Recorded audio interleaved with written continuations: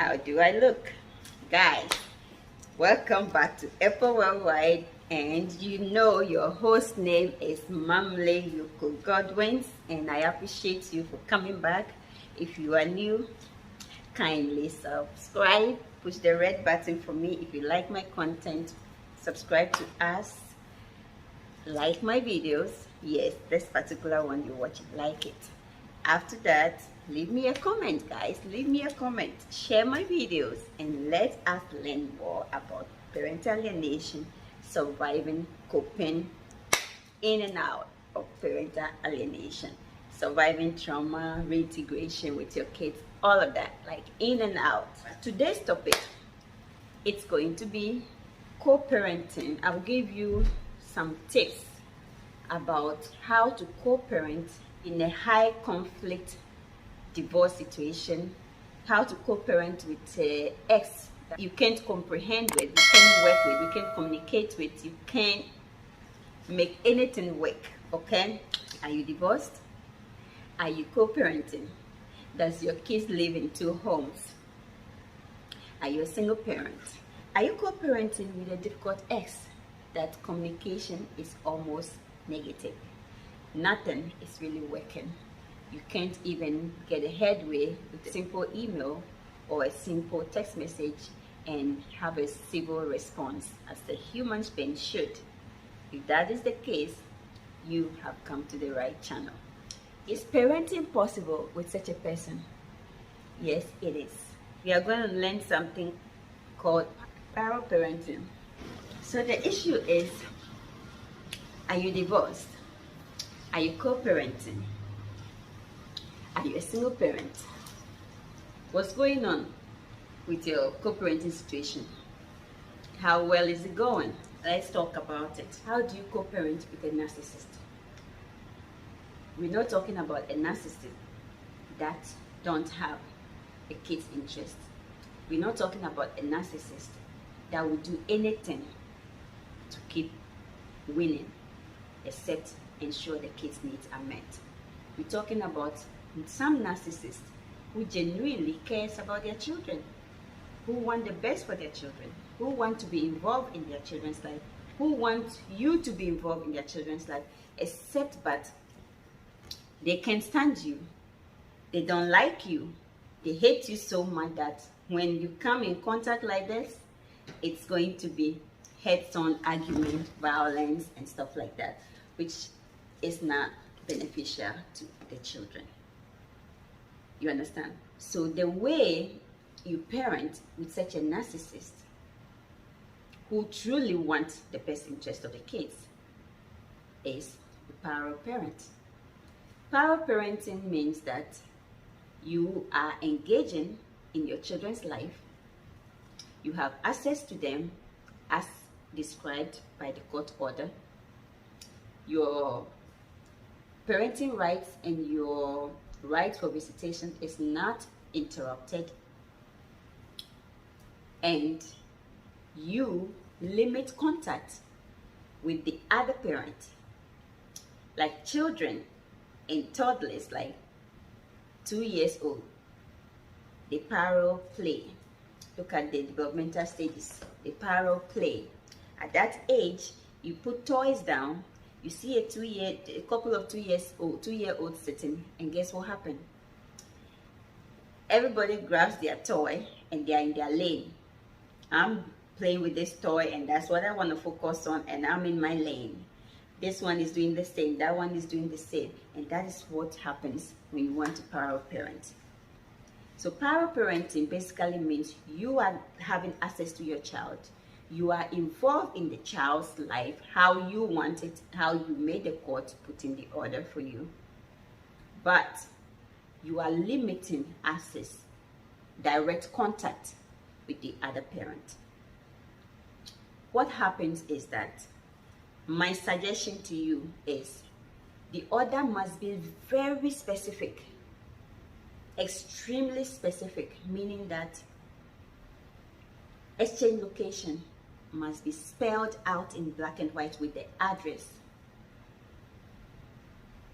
Next, not just the location, the day of the week. that the exchange should take place should be specific. If it's Monday, it better be Monday. Next, what time? Next, if they are in school, is it the same? If they are in school, what should take place? What arrangement should take place in picking up and dropping off the kids on a week or a day that is supposed to be with parent A versus parent B? When they are not in school and it's a holiday, let's say you're supposed to have them on the Monday after school. That Monday is President's Day, it's a holiday, it's Independence Day. You know it. It's not gonna be easy. In my case, it wasn't. The only smooth period I ever had is when the kids were in school. That's the only time I had access uninterrupted, without drama, without abusing me physically, psychologically, verbally, without being back-mouthed to school authorities, without being, but if it's a day that I have to be in contact with the other parent in front of the school, in presence of the school because of a meeting or something, it's not going to go well. I have been there and I'm telling you. So the way forward when you are dealing with a narcissist is, when you go to court, make sure you are dealing with your lawyer in the way that your lawyer will advocate for specs, for specifications put in your court order. If you are dealing with a narcissist that is so not flexible, that will do anything to gaslight you, that will do anything to badmouth you, that will do anything to verbally abuse you, psychologically abuse you, the way to go is let your court orders be extremely specific. Make sure you are limiting contact with this parent. Contact in the sense that even in communication, physical, direct contact and communication. Communication about the child, the children is extremely important. This is how you do it, all right? I said this is how you do it. Try it. If it doesn't work, tell me Epa Lady lied. Let the other specify when you can email each other, under which circumstance can you email the other parent, under which circumstance can you text the other parent. Let's say you have to send an email about their illness, they are with you, they are sick. Yeah. When you are at the exchange location, the other parent didn't come, will emailing work? Probably not. If you are like me who don't do emailing with my cell phone, and my official email that has no connection with my cell phone, then text messaging. So in this case, the court order has to specifically state that if within 48 hours, if there is a change in your schedule and you need anything, reach out to them within 48 hours via texting, emailing, or something. When you are at the exchange location and you waited 15 minutes, 20 minutes, and the person is not coming, the fastest way of communicating is texting. So make sure the court, the judge, put these things in place and are very specific enough. Once again, you have to go extra mile to limit contact in another way of communicating, and that is you have a notebook. When the parent is sending the children off, that notebook goes with them. When they are coming back, they come with them. In this notebook, each parent writes a date of a duration of their visitation, what took place. If it's something that is the other parent has a right to know. They were sick, they have a new medication, the instructions that need to be done, taken in terms of treating the patient, the child. They have gotten help with some kind of homework, but they are struggling in some areas. This is what you did. You need to communicate with them to know what you did and what they still need help with, so they will pick up the pieces from where you left off. Again, there should be a specific area in the order stating that, in case, trust me, if you're dealing with a narcissist, this kind of narcissist in a highly litigated, highly conflict divorce situation, you do need to put in extra work to get the lawyer to advocate for specs, extreme specs. Okay?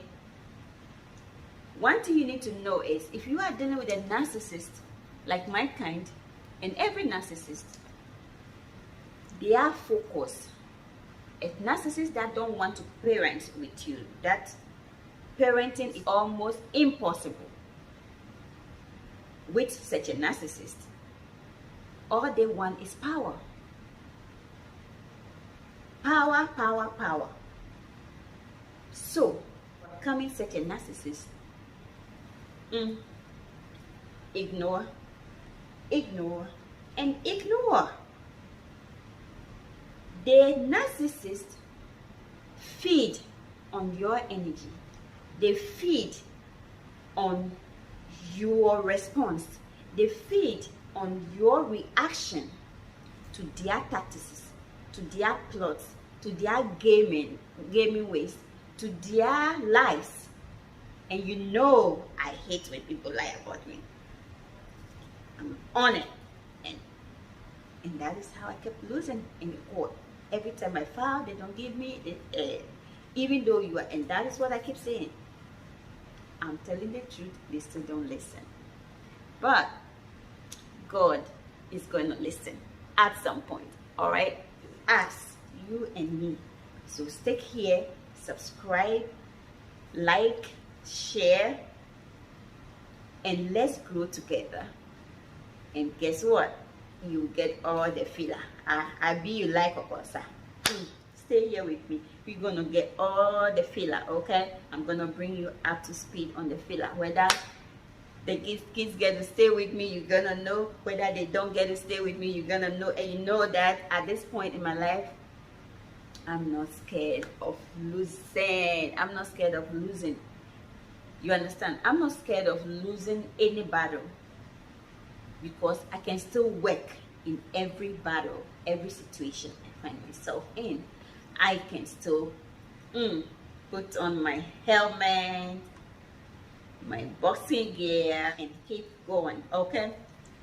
So, when you keep ignoring, they lose power.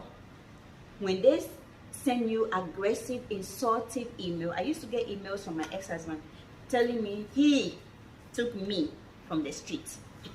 God help me. He took my mother's child from the street, and he will feed me, and when I'm hungry, I go back to the street, and when I'm hungry again, I came back to him. Somebody that finished SS that didn't pass. Oh, anyway, I try not to bring negativity into my videos these days. You understand? Feed me, oh, feed me. And you know, all that is to get you, is to target you, is to get you angry, is to get you to respond. And that is what they feed on. And then when you respond and something come out of your mouth, they get it, they run with it, and you are in trouble. So the best way to deal with a narcissist, don't feed in their negativity, don't feed in their energy, don't feed in all their tactics. Ignore. If it has nothing to do with the kids are not threatened, the kids are safe. Girl, boy, narcissists can be male or female. Ignore them. Ignore them. When you are ignoring, they lose power, because they are unable to know how to attack you, how to address you, how to come at you. You see how it goes? So the number one way of dealing with a narcissist parent, narcissistic parental alienator, narcissistic abuser, who will destroy you psychologically, physically, emotionally, everything, ignore. Ignore, because your reaction is what causes them to maintain power. Set boundaries. As soon as you set the boundaries and the narcissist tactics stop working for him or her, watch for more aggression, lies, and when you feed in, you are enabling them more to even abuse you further.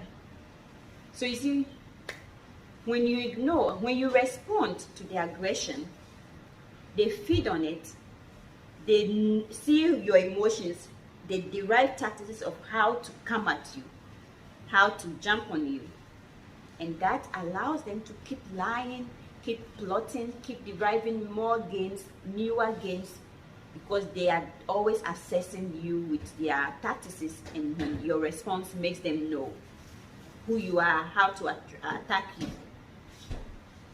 But when you are ignoring, it makes them more aggressive, more vicious, because they get disabled. They don't know which way to attack you from, whether they have to play the goalkeeper role or the defense role. They become confused.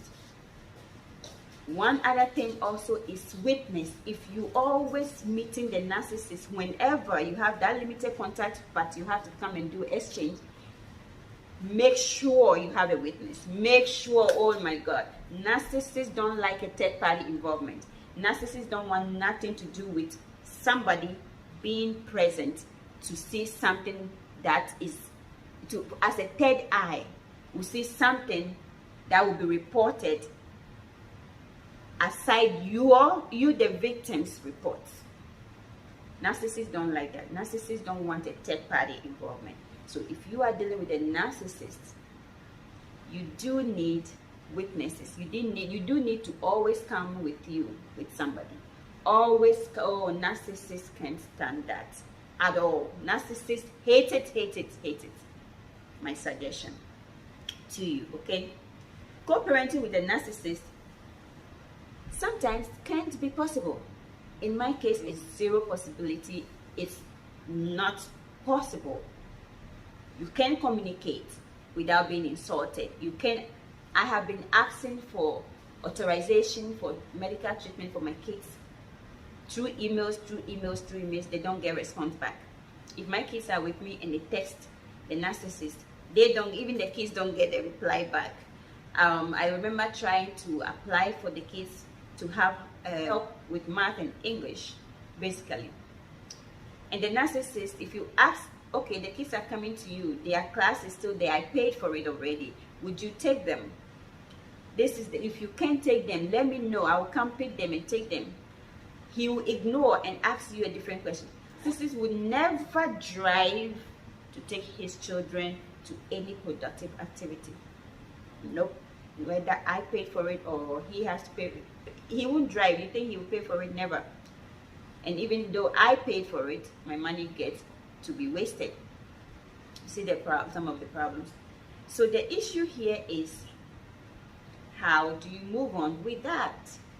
That's why I said the orders must be very specific. So if you think it's important for the children to have this help and stuff, request it. Sometimes you will get it, sometimes not. You understand? But there's no harm in requesting that the kids need help with math. I'm paying for it. I want the order to specify that on days that the other parent have the children, he will still make sure, regardless of which parent have the kids, they will make sure the child goes to and back to them to these paid activities or services. You understand? But if you're dealing with a narcissist, like I'm saying, a malignant narcissist who don't want nothing to do with the kids but him, it's all about his financial comfort, his financial stability. So he has to do everything on paper to receive that confidence. I want custody, but on paper. In reality, no. And in reality, even though I don't want it, I'm still going to make sure you and them live in hell. I'll do everything to make life miserable. In that situation, unfortunately, the only way out is one person having custody. and that will be determined by the court who have custody. If he should still maintain custody, is the other parent should meant to be given custody. They are going to look at it based on what they believe is factual. You see, so otherwise there is no winning. So if the kids ended up with a narcissist of that nature, unfortunately, the outcome of the kids, as you've been listening to my researches, I've been discussing on this channel, the outcome is going to be a chaotic one. You end up with children that are defiant. You end up with children that have all kinds of issues. You end up with children, with adult children that have mental health disorders. We talked about some last time, where they have anxiety disorders, they have depressive disorders, some of them become substance dependence, including alcohol addiction. Okay, so that is nearly impossible. Dealing with a narcissist is nearly impossible to parent with a narcissist, but power parenting is close to what you could have, whereby you limit your access, your direct contact, even in communication. Aside that, the child experiences both of you in a free, chaotic environment, in an environment that is free of noise and abuse and distractions, fighting, arguments. We talk about, we talk about adverse childhood experiences. Arguing in front of the child, always fighting and exposing the children to a chaotic environment, those are all adverse childhood experiences. And research has proven that such experiences affect the children. They have digestion problems, brain function is limited, a lot of mental health issues as well. So that's why I kind of like to come and discuss these things with you. Okay, so in one of my emails, right, the one I wanted to discuss with you, as you know, I'm co-parenting with a narcissist parental alienator, who also it's almost impossible to parent with him, even though we have this parallel parenting structure in place. It doesn't work. I have to be honest with you. So that's why I said, to parallel parent with a narcissist, you need to make sure, for it to work, before parallel parenting with a narcissist will work, then it means you are parallel parenting with a narcissist who also want the best interest for the child. Yeah, so that is to understand that it is power. When you're dealing with a narcissist, it's about power. When they feel like they are about to lose that power, they will be aggressive. I said, even in emails, if you see the language, they attack, the way they direct their words at you, they instruct you, they addresses you, it has everything to do with power when you're dealing with a narcissist. Your focus should be the safety of the children. It is possible to parallel parent with a narcissist who wants the kid's best interest. In my case, there was, even though we were supposed to do parallel parenting, it was still not effective. It was still not effective. So the only goal for me is being a parent, not worrying about the narcissist, not worrying about anybody else, not worrying about all the noise in the background, just tunnel visioned in this one direction, and that is the kids. The kids' needs, the kids' interest, the kids' most important. Okay, they will plot, they will lie, they will do all kinds of things.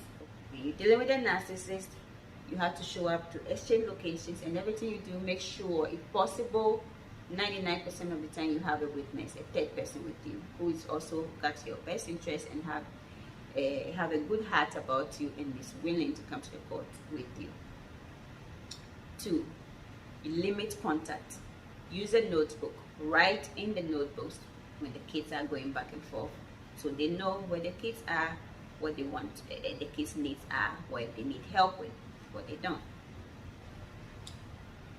Most important also, To overcome such a narcissist, self-care. I've talked about that many times.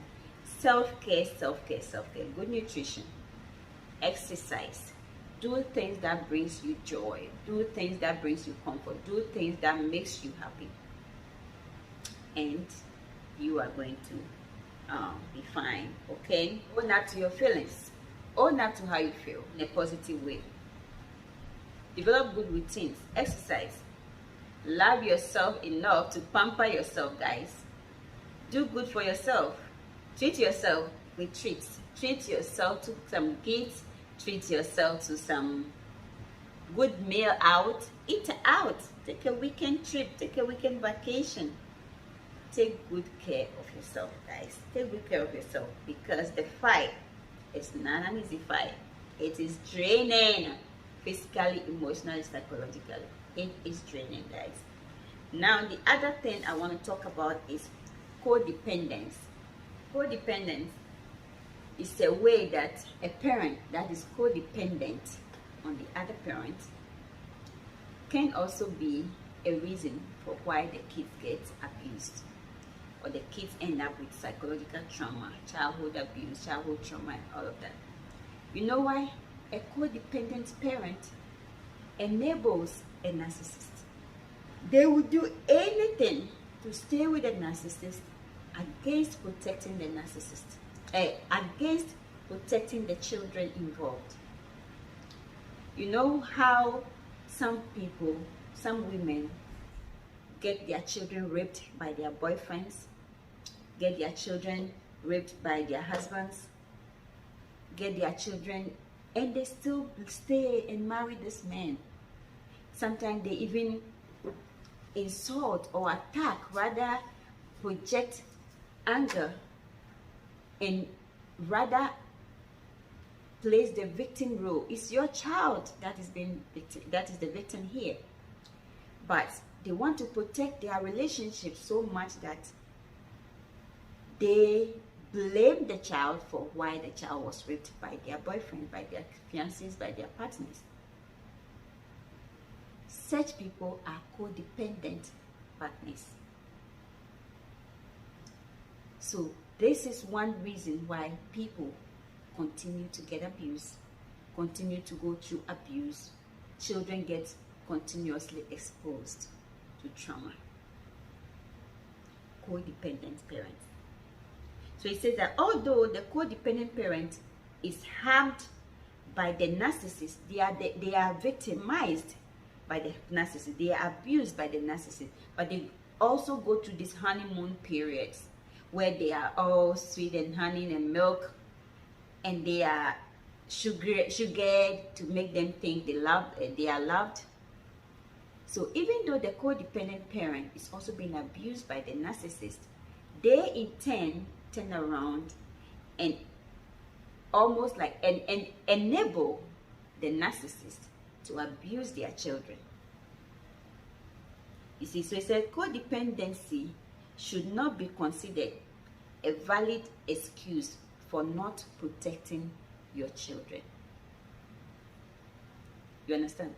So if you depend on that partner for food, shelter, clothing, transportation, protection, everything else, it is not a reason, it is not an excuse for why your child should stay there with you and get abused.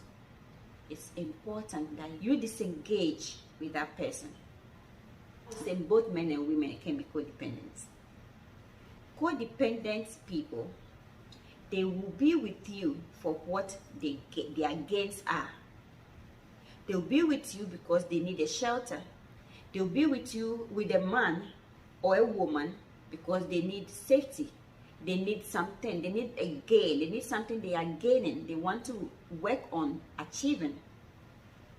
So even if they are being abused, they make excuses. Have you ever heard a woman tell you that, oh, when he beats me, that makes me feel loved? That is a codependent behavior. That is a codependency, codependence behavior. You understand? Have you ever gotten exposed to a woman that have all pink eye, bruises, blue skin, and all of that in the emergency room? I was one of those, so I know. I went to the emergency room to deliver my baby, one of my babies, and my water broke at home, and I drove myself to the hospital, and they took me right away to the maternity ward. And I did that because I'm being abused and I don't want to have the baby with him there. I'm having it at this point. And I got to the hospital, and I guess when they broke, they were looking for me and stuff. So they called the hospital to find out. I guess he went and looked and see if my bags and stuff were there. Even though I got to the hospital and I said nobody should call me, so I already kind of gave them a little bit gist, but not the full picture. And I told them I don't want my husband to call me. If he called me, I don't want him to pick. And I had a child in this hospital already, so they know our information is there in the system. When they called me and told me that he is on the phone, should they put him through to me? You know the first thing that came to mind? When I had this child, he cut the umbilical cord and my child had a picture of it. So I don't want to deprive this one also. I want this one also to have a picture of his father cutting his umbilical cord. Codependence. This is a typical codependent person's behavior. You understand? You are in the situation. I was in that situation because I did not want to be judged. I'm from a mother who is a Jehovah's Witness, who I'm wondering, what if I let him and got another man in the future? Would they accept my dowry? With this, with that? No. When you are dealing with a narcissist, the primary goal is primary goal is your safety, the children's safety. You do not have to put up with abuse. You do not have to entertain abuse. You do not have to tolerate abuse of any form ever. So that is what codependent people do. Okay? It is an emotional and behavioral condition that affects an individual's ability to have a healthy, mutually satisfying relationship. Codependent people are unable to have a mutually agreeing, satisfying relationship. It is also known as relationship addiction, because people with codependency often form or maintain relationships that are one-sided, emotionally destructive, and or abusive. How best can they say it than that? If you are a codependent partner and you became a parent with a narcissistic partner, remember your codependency should not be considered a valid excuse for not protecting your children. When your children are being abused, that your main focus is to worry about the kids' safety. Don't worry about what you eat tomorrow. Don't worry about where would you sleep. I was that person, codependent. I made sure I came. I told you guys when I was pregnant, I left home for like a week. With my first child, I left home for like a week because of this abuse and stuff. Then I was there one day and I'm like, so after all this house, I worked hard and bought this house and blah, blah, blah. Is this where I should come and have the child? I don't want to have a child here. You see what happens? Codependence.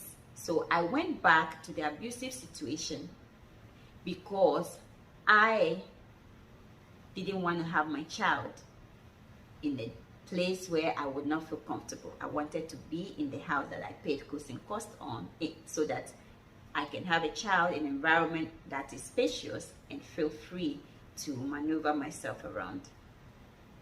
Codependence, it's in some of us.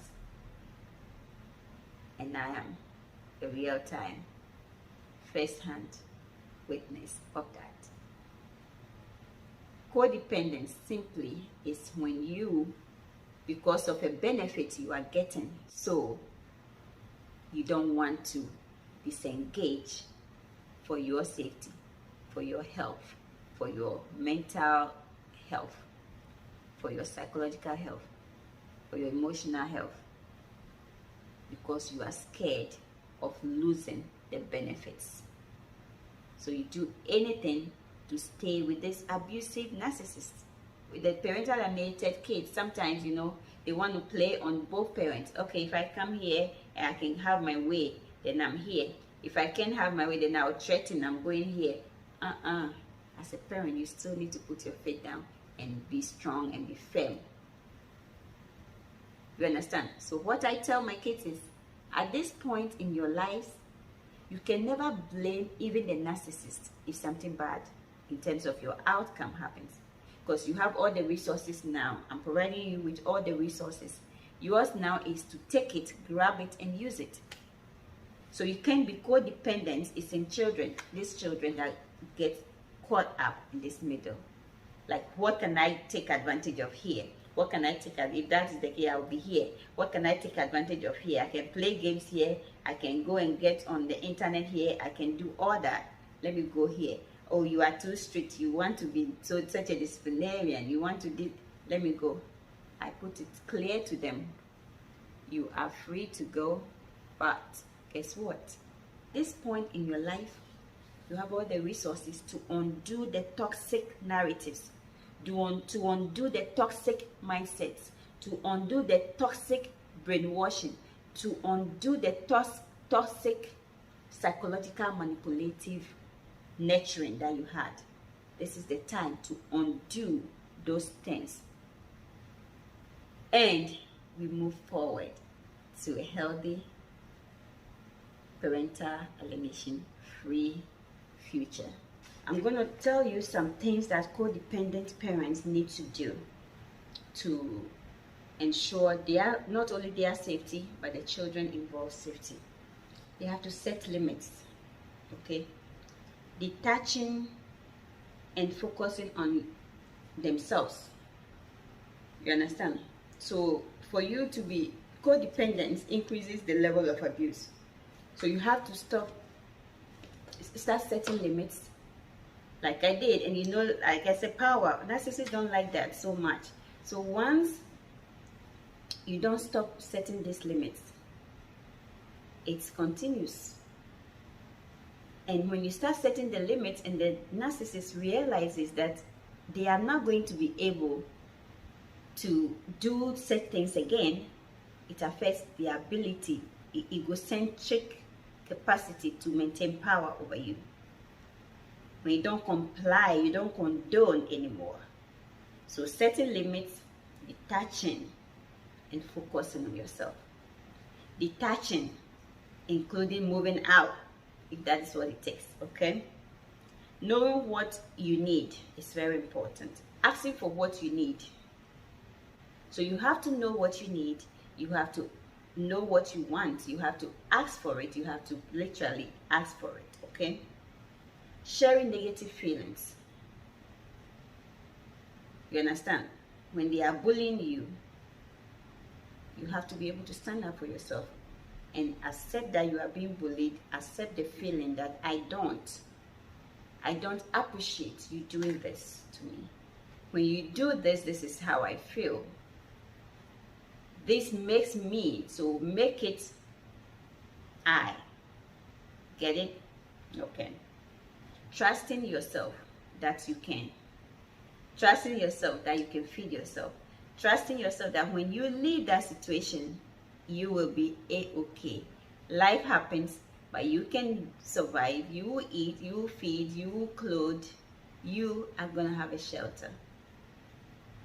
Okay, start detaching. Making decisions. You have to start making decisions. Making decisions. Not losing yourself in the relationship. Break up, break away. Break up, break away.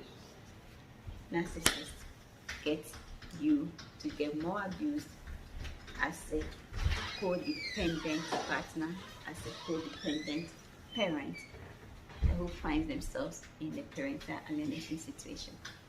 Now you know. You have to start standing up for yourself. You have to start saying, no, it's not okay. You have to start saying, when you do this, own up to your negative feeling. It makes me angry. It makes me feel bullied. It makes me feel this way and that way, and that is not okay, and I don't like it. Start standing up for what you believe. So, to be free as a codependent partner or codependent parent in a co-parenting situation with a narcissist, your focus should be on safety of yours and safety of the child. The best thing to do, start setting boundaries, start setting limits, start standing out and standing up for what you believe in. Start owning up to your feelings and start putting your feet down like, hey, when you do this, this is the negative feelings I get. I get hurt. I do this. I don't like it. It makes me feel bullied. Your behavior is this. Start saying, no, it's not okay. Start making it a point to walk away. Start making decisions that are healthy for you and the child involved. Don't enable the narcissist because you need to depend on them. Start planning and doing for yourself. Own up to your feelings. Say, I don't feel fine. I don't feel safe. I feel bullied. I feel angered. I feel sad. I feel terrible. I don't like it. The way you treat me makes me feel bullied, makes me feel abused. That's not okay. I don't appreciate it. Knowing what you need is very important. Knowing what you need. Do you need to die because of shelter that somebody's giving you? Do you need to die because of the food you need to eat from the person? What do you need? Own up to what you need. Identify what you need. Detach and focus. Detach and focus on you, your safety, and the safety of your children. All right? Detach on you and on your kids and on the safety of your kids. Detach and stay focused. Detach and stay focused on your needs and the safety needs of your children. You need to start setting limits. You need to focus on setting boundaries also. Start setting boundaries. What you can tolerate and what you cannot. What you can accept and what you cannot. And once you're doing that, and remember, you don't tell such a person you will leave them. You have to start planning. You have to start communicating. But you cannot tell the person, the narcissist, you want to leave them. That would be threatening them. And they don't do well with that. Narcissists don't do well with threatening. Narcissists don't do well with threatening. You can't tell them you are going to leave them if they don't stop it. Just start planning. Just start focusing. Just start focusing on your safety versus depending on them. Start making a move. Make sure your plans are intact. And I talk about, if you want to escape, you have to have your escape bag. It's a small bag hidden in your trunk somewhere with vital information like your ID, your keys, money, credit cards, things that will help you survive when you're out there. Okay? Codependency is not a healthy thing for you in your marriage, in your relationship, in your co-parenting situation. You can't be co-parenting with a narcissist and depend on them to provide you child care. They will sabotage everything they can to make sure you fail, to make sure you fall in their traps. You can't be co-parenting with a narcissist and expect the needs of your children to be met.